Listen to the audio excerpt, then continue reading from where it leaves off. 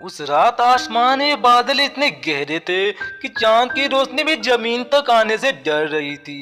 गांव के किनारे खड़े उस पुराने पीपल के पेड़ के पास सन्नाटा पसरा था और हवा की हर सरसराहट लोगों के दिलों में दहशत भर देती थी, क्योंकि वहां एक औरत रहती थी जिसे पूरे गांव ने भूतनी का नाम दिया था। कोई उसके पास नहीं जाता था, बच्चे उसे देखकर रो पड़ते थे और बड़े लोग उसके बारे में डरावनी कहानियां सुनाकर अपने डर को सही साबित करने की कोशिश करते थे। लेकिन उसी गांव में एक जवान लड़का रहता था जिसका दिल बाकी लोगों से अलग था। वो अंधविश्वास से ज्यादा इंसानियत पर विश्वास करता था और कई दिनों से वो देख रहा था कि जिस औरत के लोग भूतिया कह रहे थे उसकी आंखों में एक अजीब सा दर्द है, जैसे वो मदद मांगना चाहती हो लेकिन आवाज उसके गले में ही कहीं दबकर रह जाती हो। और आखिरकार एक रात उसने तय कर लिया कि वह सच जाने बिना डर के आगे नहीं झुकेगा। वो अकेला ही उस अंधेरी रास्ते पर चल पड़ा। हर कदम के साथ उसे गांव वालों की चेतावनियां उसके कानों में गूंज रही थी, लेकिन उसके दिल में सिर्फ एक सवाल था कि अगर वह सच में भूत नहीं बल्कि एक दुखी इंसान हुई तो क्या उसे यूं ही तड़पने के लिए छोड़ देना सही होगा।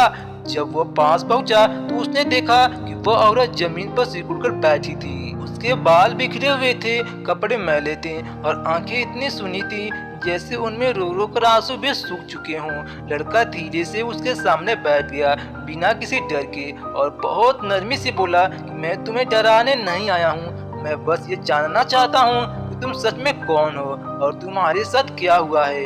उसकी आवाज में इतना अपनापन था कि औरत ने पहली बार सिर उठाकर उसे देखा। कुछ पल तक दोनों की आंखें एक दूसरे को पढ़ती रही, फिर अचानक उसकी आंखों से आंसुओं की धारा बहने लगी, जैसे बरसों से जमा हुआ सारा दर्द एक सुरक्षित जगह मिलते ही बाहर आ गया हो। दूर खड़े कुछ लोग ये सब देख रहे थे और डर व गुस्से में चिल्लाने लगे कि वह लड़का बर्बाद हो जाएगा, भूत उसे भी अपने बस में कर लेगा। लेकिन लड़के ने उनकी ओर मुड़कर शांत स्वर में कहा, अगर यह भूत है तो इसके आंसू इतने इंसानों जैसे क्यों हैं, और अगर ये इंसान है तो हम इसे भूत कहकर खुद को किस धोखे में रख रहे हैं। उसकी बात सुनकर कुछ पल के लिए लोग चुप हो गए, क्योंकि उस सवाल का जवाब किसी के पास नहीं था। धीरे धीरे उस औरत ने टूटती आवाज में अपनी कहानी शुरू की। उसने कहा कि वह भी कभी एक सामान्य लड़की थी, उसके भी सपने थे, उसका भी परिवार था, लेकिन शहर में उसके साथ कुछ ऐसा अन्याय हुआ जिसे सहन करते करते वो अंदर से पूरी तरह टूट गई। अपनों ने ही उसे दोषी ठहराया, समाज ने उसे पागल और अपशकुन कहकर दूर कर दिया और वह भटकती हुई इस गांव तक आ गई जहां उसे लगा था कि शायद यहाँ उसे शांति मिलेगी, लेकिन यहाँ भी उसे डर और नफरत ही मिली। लोगों ने उसे समझने की जगह उस पर पत्थर फेंके, उसे गालियां दी और अंत में उसे भूतनी कहकर हमेशा के लिए अलग कर दिया। यह सब सुनते ही उस लड़के का दिल भर आया। उसे महसूस हुआ कि असली भूत कोई अदृश्य शक्ति नहीं बल्कि इंसानों के दिलों में बैठा वह डर और निर्दयता है जो किसी टूटे हुए इंसान को और भी ज्यादा तोड़ देती है। उस दिन से उसने ठान लिया कि वह इस औरत की जिंदगी बदल कर रहेगा। अगले दिन से वह रोज उसके पास जाने लगा, उसके लिए खाना पानी और दवा लेकर जाता, उससे बातें करता, उसे ये एहसास दिलाने की कोशिश करता कि वह अकेली नहीं है। शुरू में वह औरत चुप रहती, बस उसकी बातें सुनती रहती, लेकिन धीरे धीरे उसकी आंखों में भरोसा लौटने लगा, उसकी आवाज में हल्की गर्माहट आने लगी और एक दिन उसने हल्की सी मुस्कान दी। वह छोटी सी मुस्कान लड़के के लिए किसी चीज से कम नहीं थी। गांव वाले ये सब देखकर हैरान थे, उन्हें समझ नहीं आ रहा था कि जिसे वे भूत मानते थे वो एक लड़के की दया से कैसे बदलने लगी। कुछ लोग अब भी विरोध करते थे, लेकिन कुछ के दिल पिघलने लगे थे। एक लड़का पंचायत के सामने खड़ा हुआ और बोला कि अगर आज हम इस औरत को इंसान मानकर उसका हाथ नहीं थामेंगे तो कल को जब हमारे घर में कोई दुख आएगा तब शायद समाज भी हमारे साथ ऐसा ही व्यवहार करेगा। इंसानियत का असली मतलब यही है कि हम किसी गिरे हुए इंसान को उठाएं, न कि उसे धक्का दे दे। उसकी बातों में इतना सच था कि बुजुर्गों की आंखें तक झुक गई। धीरे धीरे गांव का माहौल बदलने लगा, महिलाएं उसके लिए कपड़ा लाने लगी, बच्चे उसके पास बैठकर कहानियां सुनने लगे और जो लोग पहले उससे दूर भागते थे अब उसका हाल पूछने लगे।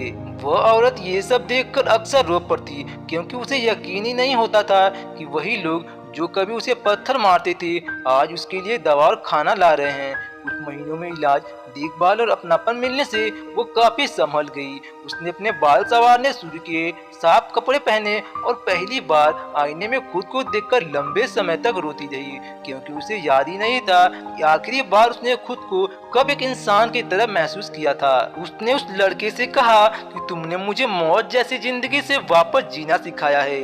अगर तुम उस रात मेरे पास नहीं आते तो शायद मैं हमेशा के लिए अपने आप को अभिशाप मानकर जीती रहती। समय बीतता गया और एक दिन वह पूरी तरह स्वस्थ होकर गांव छोड़ने लगी। पूरे गांव के लोग उसे विदा करने आए।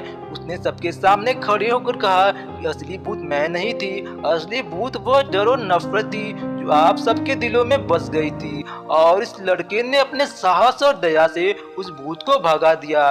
उसके ये सब सुनते ही पूरे गांव की आंखें नम हो गई। हर किसी को अपनी गलती का एहसास हुआ।